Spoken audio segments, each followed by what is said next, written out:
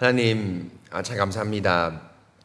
오늘도 이른 새벽에 저희들을 단잠에서 깨워주시고 이렇게 기도의 자리로 불러주셔서 우리 하나님과 교제하는 이 시간, 또 기도하고 말씀을 듣는 이 시간이 우리의 삶의 가장 중요한 양식이고 또 밑거름임을 저희들 고백하게 됩니다. 이 땅의 삶이 고달프고 또 힘들고 때로는 앞니를 한 치 앞도 모를 그런 깜깜한 지경에 이를 때도 있지만 우리 주님과의 언약 관계, 곧 말씀과 기도, 또 예배, 또 이렇게 기도의 자리가 있기 때문에 저희들 그 어려움 가운데서도 그 환난 가운데서도 주님만을 믿고 한 걸음 한 걸음 나가고 있습니다. 하나님, 우리의 힘이 물질을 많이 가졌거나 우리가 계획을 잘 세웠거나 세상살이에 밝은 것이 아니라 바로 주의 말씀이 우리의 힘이고 주의 선한 인도가 우리의 힘이고 또 기도를 통해서 그것을 확신함이 우리의 힘입니다. 하나님, 오늘 이 새벽 낭망되어 있고 힘 빠진 우리에게 혹은 오늘 하루를 어떻게 살지 잘 모르는 저희들에게 말씀과 기도가 큰 힘이 되어서 정말 우리 하나님을 의지하면서 오늘 하루를 맡기며 나갈 수 있도록 함께하여 주시옵소서. 이 새벽 시간 성령께서 친히 저희 마음 가운데 자정하여 주셔서 우리의 말씀 듣는 마음의 자세와 또 기도할 때 함께 우리와 더불어 부르짖는 그런 귀한 우리 성령 하나님께서 함께하여 주시옵소서. 이 새벽 시간 온전히 주님께 모든 것을 맡깁니다. 거룩하신 예수 그리스도 이름으로 기도합니다. 아멘. 하나님 말씀 보겠습니다. 예레미야 33장입니다. 예레미야 33장 17절부터 22절입니다. 17절부터 22절입니다. 제가 하나님 말씀을 봉독하겠습니다. 예레미야 33장 17절부터 22절입니다. 여호와께서 이와 같이 말씀하시니라. 이스라엘 집의 왕위에 앉을 사람이 다윗에게 영원히 끊어지지 아니할 것이며 내 앞에서 번제를 드리며 소제를 사르며 다른 제사를 항상 드릴 레위 사람 제사장들도 끊어지지 아니하리라 하시니라. 여호와의 말씀이 예레미야에게 임하니라. 이르시되 여호와께서 이와 같이 말씀하시니라.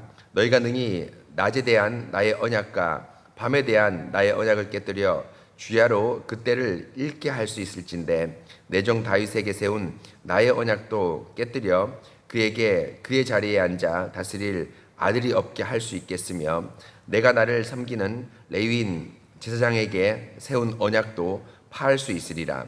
하늘의 만상을 셀 수 없으며 바다의 모래는 측량할 수 없나니 내가 그와 같이 내 종 다윗의 자손과 나를 섬기는 레위인을 번성하게 하리라 하시니라. 아멘. 사랑하는 성도 여러분, 오늘 저희가 금방 봉독하고 읽은 예레미야 33장 17절부터 22절은 여러분 잘 아시는 대로 하나님께서 다윗에게 한 언약, 사무엘 하에 보면 네 왕위가 영원히 견고하고 너에게서 날 아들이 네 왕위를 영원히 차지할 것이라는 이 사무엘하 7장의 다윗 언약을 근거로 해서 하나님께서 이스라엘 백성을 반드시 바벨론 포로에서 회복시키겠다는 그 약속의 말씀을 오늘 말씀하고 있습니다. 여러분, 오늘 이 말씀은 이제 17절부터 저희가 22절까지 하나님의 약속의 회복, 또 다윗 언약의 영원함을 이제 말하는 건데요. 이것이 어떤 그 문맥에 있는지를 보면 알 수 있습니다. 어제 보면 여러분 30장 31장이 하나님께서 이스라엘을 결국에는 여러분 뭡니까? 바벨론 포로에서 돌아오겠다라고 이렇게 말씀한 내용입니다. 스마야라는 거짓 선지자, 바벨론 포로로 잡혀간 거짓 선지자가 예레미야가 바벨론에게 보낸 편지를 받아서 다시 그 편지를 이스라엘, 그러니까 유다에게 보내면서 이렇게 거짓 선지자, 거짓 사역자가 있다라고 하면서 스마야가 거짓 어떤 편지를 이스라엘에게 보냈습니다. 그때 하나님께서 예레미야를 통해서 스마야와 그 자손이 죽을 뿐 아니라 복된 일을 보지 못할 것이다 라고 하면서 그 복된 일이 바벨론 포로 귀환이라는 것을 어제 말씀을 드렸습니다. 그런데 하나님께서 반드시 이제 바벨론 포로를 귀환하겠다 30장 31장에서 얘기했는데요. 그리고 나서 이 바벨론 포로 귀환을 하면서 이것이 확실하다는 증거로 뭘 얘기하냐면 32장의 이 예레미야에게 뭘 얘기하냐면 밭을 사라고 얘기합니다. 안 와도 자기 친척의 밭을 사라고 얘기합니다. 32장에 보면 여러분 알다시피 이제 예레미야가 성전 왕궁 시대 때 갇힙니다. 왜 갇히냐면 32장 1절에 보면 유다 왕 시드기야 왕 열째 해 곧 느부갓네살 18째 해에 여호와의 말씀이 예레미야에게 임하였다 하는데 요때가 어느 때냐면 시드기야 왕 열째 해고 또 느부갓네살 18년 차인데요. 요때가 언제냐면 예루살렘 멸망하기 1년 전입니다. 계산해 보면. 그러니까 바로 전에 예레미야가 이제 시대들에 갇힌 거죠. 왜 갇혔냐면 32장에 나온 데 읽어보시면 아시는 대로 나오는 대로 예레미야가 곧 멸망할 거다. 이렇게 했기 때문에 왕이 이 소리를 듣기 싫어서 여러분 뭡니까? 감옥에 이제 소위 말하면 쳐넣은 겁니다. 감옥에 넣었습니다. 그런데 이제 감옥에 넣었는데 이제 그 감옥이 이제 전혀 거동을 하지 못하는 그런 감옥은 아닌 것 같고 시대 뜰이라고 하니까 시대 그러니까 왕이 측근이죠. 청와대 경호대입니다. 요즘으로 치면 청와대 경호대에 어느 뜰에다가 이제 예레미야를 위해서 이제 가뒀는데 조금 이렇게 사람을 만날 수도 있고 이런 것 같습니다. 그런데 시대 뜰에 갇혔을 때 이제 자기 친척 중에 한 명이 와서 뭐라냐면 예레미야에게 나의 밭을 사서 좀 물러달라고 이렇게 이야기를 합니다. 근데 여러분 참 이게 너무너무 참 희한하기도 하고 우리 하나님이 과한 요구를 하기도 하죠. 왜 과한 요구냐면 바로 내년에 멸망할 거 아닙니까? 그렇죠? 내년에 멸망할 거 아닙니까? 멸망하는데 예레미야에게 쉽게 말하면 땅을 살 뿐 아니라 여러분 뭡니까? 그 땅을 어떻게 사냐면 32장에 나온 대로 고엘 제도 때문에 사는 겁니다. 자기가 욕심이 있어서 사는 게 아니라 친척이 예를 들면 빚을 지고 이래서 땅을 팔았는데 그 땅을 여러분 뭡니까? 회복시켜 달라고 예레미야를 찾아온 겁니다. 지금 얼마 안 있으면 망할 건데 얼마 안 있으면 나라가 엉망일 건데 그럼에도 불구하고 땅을 사라. 이것은 뭡니까? 하나님의 말씀을 지켜라는 겁니다. 고엘 제도의 말씀을 내년에 그 이스라엘이 멸망하고 교회가 뭐 회파되겠지만 그럼에도 불구하고 말씀을 지켜라고 하나님께서 말씀하시고 예레미야는 그 말씀을 땅을 사면서 땅을 이제 예레미야의 말씀을 지키는 예레미야가 하나님 말씀을 지키는 장면이 나옵니다. 여러분 이걸 보면서 뭘 느끼냐 하면 여러분 뭡니까? 꽃은 시들고 잎은 시들지만 우리 하나님의 말씀은 영원하다고 얘기했지 않습니까? 그러니까 여러분 상황이 어떻든 시대가 어떻든 여러분 뭡니까? 하나님의 말씀을 우리가 끝까지 견고하게 지켜야 된다는 걸 배우게 됩니다. 여러분 보십시오. 시대가 점점 여러분 뭡니까? 말씀을 지키지 않는 방향으로 나갑니다. 말씀을 지키지 않는 방향으로 나갑니다. 예전에 알지 않습니까? 예를 들면 요즘엔 동거 문화가 너무너무 많이 그 소위 말하면 그 신불신을 막론하고 많이 침투했습니다. 결혼하기 전에. 제가 그 여러분들도 그렇겠지만 청년 때 제가 대학생 때에 동거라는 것은 사실은 제 주위의 대학생들에게 보기가 너무너무 힘들었습니다. 가끔씩 여러분 뭡니까? 그러니까 우리 한 학년이 제가 다니는 학교 한 학년은 5,000명이었는데요. 한 5,000명 중에서 여러분 뭡니까? 한두 명 정도가 한 커플 두 커플 중에 동거를 하지 동거를 안 합니다. 불신 세계에서도 동거라는 게 있을 수도 없었습니다. 거의 없었는데요. 제가 청년들하고 이런 얘기를 이제 한 몇 달 전인가 얘기하니까 요즘 제가 깜짝 놀랐는 게 우리 청년들 있지 않습니까? 30살 이런 청년들이 요즘 대학생들은 동거를 안 하면은 결혼하기 전에 동거를 안 하면 뭔가 조금 하자가 있는 듯이 이게 당연한 절차인 듯이 요즘 문화가 이제 바뀌었다고 얘기하더라고요. 와, 제가 그래서 깜짝 놀랐습니다. 아무리 그래도 어떻게 남자 여자가 결혼하기 전에 같이 사는가 이 말 보고 깜짝 놀랐는데요. 여하튼 여러분 무슨 말이냐면 이제 여러분 뭡니까? 세상도 여러분 뭡니까? 점점 여러분 예전에는 그나마 윤리나 도덕이 어느 정도 있어서 우리의 기독교 윤리에 부합하는 말씀을 지키는 방향과 일치하는 면이 많았지만 이제는 여러분 뭡니까? 그 일치하는 면이 점점 없어집니다. 결국에 뭐가 남는 겁니까? 자신이 남는 겁니다. 내가 좋아하는 대로 내가 하고 싶은 대로만 하는 겁니다. 사람들의 이목 상관없고 사람들에게 물리적 금전적으로 피해만 가지 않는다면 이제 내가 원하는 거 다 할 수 있는 시대가 곧 오게 될 겁니다. 바로 여러분 이게 뭐냐면 시대가 어떠하든지 점점 변해갑니다. 그럼에도 불구하고 우리는 뭘 해야 됩니까? 주의 말씀을 지켜야 됩니다. 그래서 여러분 사람이 사람답게 살 수 있는 최후의 보루는 저는 어디라고 생각하냐면 교회입니다. 교회입니다. 부모님을 공경하고 소위 말하면 이웃을 사랑하고 우리 기독교가 가지고 있는 윤리는 여러분 가만히 보십시오. 우리 기독교 윤리 안에 있지 않습니까? 이 말씀들은 믿는 우리에게뿐 아니라 어디에도 좋습니까? 안 믿는 사람에게도 훨씬 유익합니다. 그렇지 않습니까? 바로 예레미야가 시대가 어떻든 환경이 어떻든 고엘제도, 친척이 밭을 잃어버렸을 때 밭을 사주는 고엘제도 아무런 필요 없습니다. 내년 나라 망하면 여러분 뭡니까? 일제시대 때 나라 망하고 6.25때 나라 망하니까 땅 문서 여러분 뭡니까? 아무것도 필요 없지 않습니까? 전쟁 끝나고 나서 완전히 새롭게 됐지 않습니까? 그런데 나라가 어떻든 시대가 어떻든 나라가 망하든 상관없이 하나님의 말씀을 지켜야 된다는 것. 바로 뭡니까? 그것이 예레미야가 땅을 사는 것에서 우리가 알 수 있는 첫 번째 깨달음입니다. 그런데 여러분 이 말씀이 여기서 끝나지 않고 이게 두 번째 하나님께서 주시는 교훈이 바로 뭐냐면 이렇게 땅을 왜 사라 하냐면 말씀을 반드시 지켜야 됩니다. 시대가 어떻든 심지어 하나님의 교회가 멸망하든 하나님의 말씀을 지켜야 됩니다. 그런데 여러분 뭡니까? 중요한 것은 말씀을 지켜야 되는 것 더불어서 이 말씀을 왜 지키냐 하면 반드시 하나님께서 약속한 것을 뭡니까? 이루어진다는 하나님의 약속을 믿기 때문입니다. 여러분 하나님께서 32장에 읽으시면 아시는데요. 밭을 여러분 뭡니까? 삽니다. 하나님께서 예레미야가 거의 32장 후반부에 보면 하소연합니다. 주님, 나라가 이렇게 망했는데 이게 무슨 의미가 있습니까? 이렇게 하소연합니다. 그런데 하나님께서 뭡니까? 약속합니다. 반드시 이 땅이 회복되리라. 70년 후에 네가 산 땅이 다시 회복돼서 너의 사촌에게 이 땅을 물려주는 곧 원래대로 회복시키는 반드시 회복되겠다고 얘기합니다. 그 회복되는 근거를 바로 오늘 읽은 17절에서부터 사실은 26절까지 끝까지 여러분 뭡니까?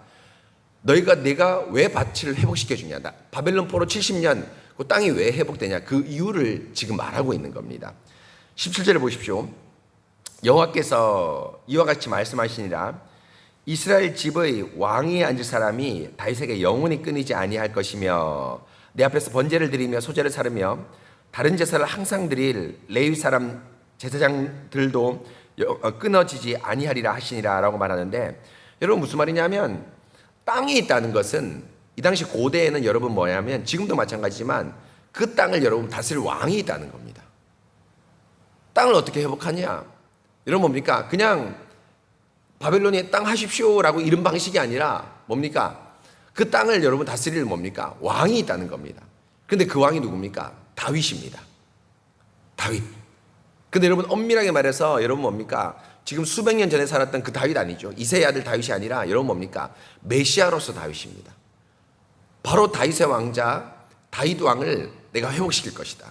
또 하나 여러분 회복시키는 것은 18절 번제와 소제를 드리며 내 앞에서 다른 제사를 드릴 레위 사람이 항상 끊어지지 않을 것이다 라고 얘기했는데 여러분 뭐냐면 이건 뭡니까?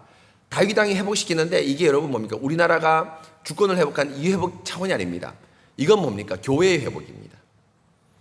교회가 제대로 회복되는 겁니다. 우리 고신교회가 일제시대 때 너무너무 힘들었지만 다시 회복되는 것처럼 회복되는 겁니다. 그런데 그 회복의 1차 목표가 뭡니까? 다윗이 땅을 다스리는 목표가 뭡니까? 바로 뭡니까? 하나님께 뭐 하기 위해서? 예배드리기 위해서입니다. 예배드리기 위해서. 우리 교회도 여러분 뭡니까? 땅을 샀죠. 예배당 건물을 지었습니다. 뭐 합니까? 여기서 사회복지시설 합니까? 아닙니다. 뭐 하는 겁니까? 예배드리는 겁니다. 바로 왕을 통해서 왕자를 그러니까 나라를 회복시키고 그 나라가 해야 될 일 여러분 뭡니까? 바로 예배를 회복시키겠다. 하나님께서 분명히 약속합니다. 그런데 여러분 그 약속을 뭐에 빗대냐 보십시오. 19절 여호와의 말씀이 예레미야에게 임하니라 이르시되 여호와께서 이와 같이 말씀하시니라 너희가 능히 낮에 대한 나의 언약과 밤에 대한 나의 언약을 깨뜨려 주야로 그 때를 잃게 할 수 있을진데 내 종 다윗에게 세운 나의 언약도 깨뜨려 그에게 그의 자리에 앉아 다스릴 아들이 없게 할 수 있겠으며 내가 나를 섬기는 레위인 제사장에게 세운 언약도 파할 수 있으리라. 여러분 다윗을 세우고 또 레위인을 세워서 땅과 예배가 반드시 회복시키겠다고 하나님께서 약속하셨는데 그 약속이 너무너무 확실하다는 것을 뭐에 빗대냐면 20절에 보면 낮과 밤에 대한 언약입니다. 낮과 밤에 대한 언약. 좀 있으면 낮이 오죠. 그렇죠? 이 낮이 여러분 너무너무 정확하기 때문에 사람들은 낮에 뭘 이 낮이 오고 밤이 오는 걸 뭘 만드냐면 시계를 만들었습니다. 물론 시계가 우리 하나님이 주신 창조물이기도 하죠. 우리 하나님이 인간의 지혜를 통해서 지혜를 만드셨긴 했지만 사람들이 가만히 보니까 낮과 밤이 너무너무 정확한 거예요. 그러니까 뭘 만들었습니까? 시계를 만들고 달력을 만들었죠.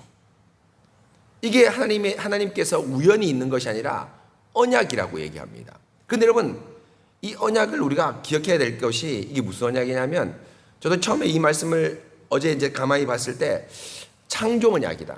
우리 하나님께서 낮은 해에게 주관시키고 밤은 달에게 주관시키면서 여러분, 그러니까 낮과 밤을 주관하지 않습니까? 그런데 가만히 생각해 보니까 창조 언약이긴 하지만 그 이후에 낮과 밤에 대한 언약이 한 번 더 나옵니다. 바로 어떤 언약입니까? 아시는 대로 창세기 8장 22절에 나오는 노아 언약입니다. 홍수를 끝내고 나서 하나님께서 회복시켜 주시면서 뭐랍니까? 다시는 내가 물로 너희를 심판하지 않겠다고 하면서 뭐합니까? 심음과 거둠, 봄하고 가을이 오겠다는 거죠. 심음과 거둠이 있고 추위와 더위가 있고 낮과 밤이 있겠다고 하나님이 얘기합니다. 곧 예수님이 다시 오실 때까지 낮과 밤이 항상 있겠다고 얘기합니다. 여러분, 이 말은 무슨 말이냐면 지금 아무리 비가 와도 여러분 뭡니까? 노아 홍수처럼 비가 올 거라고 생각하지 않지 않습니까? 근데 불신앙의 사람들은 이건 일기다 기후다 이렇게 생각하지만 우리는 어떻게 생각합니까? 아무리 비가 와도 노아 홍수처럼 비가 오지 않겠다고 하는 것은 일기나 자연 법칙이 아니라 하나님께서 말씀하셨기 때문입니다. 이게 노아 언약 아닙니까? 무지개 언약 아닙니까? 그래서 루터가 말한 대로 지금 비가 내리지만 홍수처럼 내리지 않는 것은 자연 법칙이 아니라 하나님의 말씀이 이 자연을 붙들고 있기 때문이다. 루터가 말했습니다. 여러분, 무슨 말입니까? 낮과 밤이 여러분 자연스럽게 오는 것이 아니라 홍수 때, 노아 홍수 때 비를 내려서 온 인류를 멸망시키는 것처럼 낮과 밤을 하나님께서 멈추게 할 수도 있습니다. 낮이 와야 되는데 밤이 계속되거나 밤이 와야 되는데 낮이 계속되는 그런 경우를 누가 만들 수 있습니까? 창조 때 하나님께서 만드셨지만 이후에 하나님께서 소위 말하면 죄 때문에 심판하신다면 얼마든지 있을 수 있습니다. 가장 대표적인 경우가 어느 경우입니까? 출애굽기 때 9번째 재앙. 그렇죠? 분명히 낮이 와야 되는데 뭐가 옵니까? 밤이 오죠. 예수님이 십자가에 돌아가실 때 한낮인데 뭡니까? 밤이 됩니다. 이게 하나님께서 여러분 뭡니까? 뭐야 됩니까? 죄에 대한 심판입니다. 죄가 극악하게 차올랐을 때 하나님께 심판하시는데 그 심판 가운데 한 가지가 뭐냐면 원래 질서 있는 자연을 하나님께서 흐트러 버리십니다. 노아 홍수도 마찬가지죠. 가뭄도 연분연 3년 다윗 때 가뭄이 오는 거나 엘리야 때 가뭄이 오는 거 다 뭡니까? 죄악이 극악하게 차면 여러분 뭡니까? 하나님께서 자연에 대한 질서를 깨뜨리고 다시 여러분 혼돈으로 집어넣는 겁니다. 바로 여러분 이걸 무엇을 얘기하냐면 다윗 언약이 얼마나 확실하고 내가 너희를 보낼 이 메시아가 얼마나 확실하냐 하면 노아 언약을 통해서 너희들에게 홍수나 자연과 낮과 밤에 대한 그 법칙을 그 하나님의 말씀을 지킨 것처럼 내가 반드시 지키겠다는 겁니다. 반드시 지키겠다는 겁니다. 바로 이것을 약속하는 겁니다. 바로 여러분 예수님이 오신 것은 마리아하고 저기 누굽니까? 요셉이 우연히 만나서 결혼해서 그냥 아이고 메시아 태어났다 이게 아닙니다. 어느 때부터? 영원 전부터 예정된 겁니다. 바로 그 예정이 시간 가운데 잘 분배되고 그 분배되는 가운데 우리 예수님께서 태어날 때 정확하게 태어나고 십자가에 못 박히시고 모든 사역을 완성하시면서 우리의 모든 죄를 탕감해 주시는 것, 바로 우리 하나님의 완벽한 약속의 언약입니다. 바로 이것이 여러분 뭡니까? 우리 하나님께서 이 예레미야에게 땅을 사란 이유입니다. 우리 하나님은 허풍쟁이 아닙니다. 여러분 세상은 사실 그렇지 않습니까? 대봐야 한다. 그렇죠? 대봐야 한다. 뭐든지 대봐야 합니다. 어떤 사람이 찰떡같이 말해도 여러분 뭡니까? 그 찰떡같이 말한 말을 못 지킬 수도 있고 안 지킬 수도 있습니다. 능력이 없어서 못 지킬 수도 있고 욕심이 있어서 안 지킬 수도 있습니다. 대봐야 합니다. 그런데 우리 하나님은 여러분 뭡니까? 대봐야 하는 게 아닙니다. 말씀 그 자체에 이미 뭘 포함하고 있습니까? 성취를 포함하고 있습니다. 그래서 주님이 하감했다, 돌보셨다, 주님이 생각하셨다, 기억하셨다. 이 표현은 여러분 성경에 많이 나오는데 이건 뭡니까? 하나님이 보기만 해도 또 우리 하나님이 생각만 해도 하나님이 기억만 해도 그건 뭡니까? 이유에 보면 이루어지는 겁니다. 출애굽 때 여러분 알지 않습니까? 이스라엘 백성의 고단을 하나님께서 옛날 표현으로 하면 하감했다, 돌보셨다. 아브라함과 이삭과 야곱에 대한 언약을 내가 기억했다. 기억만 하면 우리 하나님이 이루어지는 겁니다. 말씀 잔치에 뭐가 녹아 있는 겁니까? 하나님의 약속의 성취가 녹아 있는 겁니다. 그렇기 때문에 예레미야의 한 말이 허풍이나 뻥이 아니라 여러분 뭡니까? 진짜입니다. 실제로 이 모든 약속이 70년 후에 이루어진 겁니다. 바로 이것이 우리 하나님의 약속의 신실함입니다. 그러면서 여러분, 제가 어저께 고민을 했거든요. 여러분도 그렇지 않습니까? 이제 여기에서 멈추면 성경이 조금 재미가 없습니다. 신실한 거 맞습니다. 그런데 왜 신실하냐? 왜 약속을 우리 하나님께서 끝까지 지키냐? 여러분, 마지막으로 한번 볼까요? 26절입니다. 33장 26절. 야곱과 내 종 다윗의 자손을 버리고 다시는 다윗의 자손 중에서 아브라함과 이삭과 야곱 자손을 다스릴 자를 택하지 아니하리라고 이렇게 이제 그 앞에 보면 이거 26절 이것은 이제 하나님이 없는 그 사람들이 하는 나쁜 말입니다. 이제 그리고 나서 이제 그 끝에 결론인데 우리 하나님이 말씀하시는 건데 20절 끝부분입니다. 내가 그 포로된 자를 돌아오게 하고 그를 뭡니까? 불쌍히 여기라 되어 있는데 여러분 뭡니까? 하나님께서 왜 약속을 지키느냐? 여러분 뭡니까? 포로된 자를 돌아오게 하고 왕권을 회복시키고 예배를 회복시키는 겁니다. 그런데 그 이유가 우리 하나님께서 뭡니까? 그를 이스라엘 백성을 뭐 하기 때문입니까? 불쌍히 여기기 때문입니다. 이게 여러분 뭐냐면 핵심입니다. 우리 하나님의 여러분 뭡니까? 긍휼의 마음. 우리의 죄악보다 훨씬 큰 하나님의 은혜와 긍휼이 약속을 지키는 근본적인 힘입니다. 이걸 어거스틴이 뭐라고 얘기했습니까? 사랑이라고 얘기했죠. 사랑이 결국에는 약속을 지키는 겁니다. 제가 은솔이하고 한별이하고 어떤 약속을 했습니다. 그런데 이 약속을 제가 지키기에 좀 감당하기 힘든 것이 있을 수 있습니다. 그런데 부모된 입장으로서 꼭 지키고 싶습니다. 왜냐하면 내가 잘 지켜서 내가 아빠로서 위신을 좀 살려야겠다. 이게 아니라 이것도 물론 있겠죠. 그러나 이게 아니라 더 큰 건 뭡니까? 은솔이 한별이가 너무 좋으니까. 사랑하니까. 여러분 자녀들에게 향한 마음이 그렇지 않습니까? 내가 뭘 약속했는데 내가 자전거를 사주겠는데 이달 한 달 생활비를 보니까 자전거를 사주기가 좀 이게 빠듯한 거예요. 그래도 우리 부모들 입장에서 약속한 것 지키려고 합니다. 왜 지키려고 합니까? 자녀를 사랑하고 자녀가 그 어떤 선물을 받았을 때 그걸 보면서 기뻐하면서 여러분 뭡니까? 누가 기쁩니까? 부모가 기쁘죠. 이게 여러분 우리 하나님이 약속을 지키는 마음입니다. 만약 여러분 약속을 지키는데 신실하다 여기에만 나오면 참 여러분 뭐니까 우리 하나님이 좀 기계처럼 느껴집니다. 물론 그것도 대단하죠. 그러나 그 이면에 여러분 뭡니까? 이 약속을 지키는 완벽한 하나님의 어떤 신실하심 이면에 뭡니까? 우리를 향한 긍휼과 사랑의 마음. 내가 그를 불쌍히 여기리라. 이 마음이 우리 하나님의 구속 역사 전체로 흐르는 귀한 마음입니다. 그래서 여러분 정말 이 사랑이 우리의 모든 신앙생활에 정말 근본이 되어야 됩니다. 이거 없으면 여러분 뭡니까? 다 우리의 공로가 되고 우리가 여러분 뭡니까? 이제까지 봉사한 모든 것을 교회와 하나님 앞에 청구서로 내밀 겁니다. 그렇죠? 사랑 없으면 우리도 하나님이 이 사랑 받지 않고 우리가 사랑 없으면 내가 하나님 이렇게 봉사했는데 왜 기도 제목 안 들어줍니까? 성도들 왜 나를 안 알아줍니까? 청구서로 내밀 겁니다. 그런데 여러분 우리가 청구서로 내밀지 않죠. 왜 내밀지 않습니까? 주님께 너무 큰 사랑을 받았기 때문에. 1만 달란트 빚진 자 아닙니까? 도무지 빚을 갚지 못하는 1만 달란트 빚진 자가 바로 우리 아닙니까? 바로 여러분 우리 하나님 약속이 신실합니다. 에레미야가 산 땅을 반드시 회복시킵니다.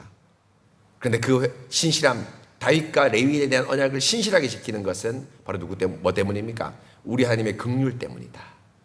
사랑 때문이다. 이 사실을 꼭 기억하면서 여러분도 1만 달란트 빚진 자로서 우리 하나님을 끝없이 사랑하시는 여러분 되시기 바랍니다.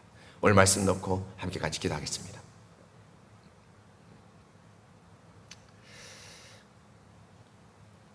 하나님 참 감사합니다.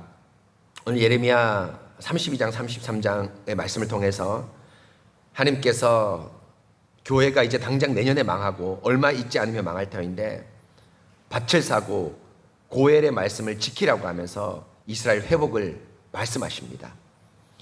그런데 그 회복을 반드시 지키겠다고 하면서 다윗 언약, 또 레위에 대한 언약, 그것을 바로 노아 언약에 빗대서 반드시 이루어지겠다라고 말씀합니다.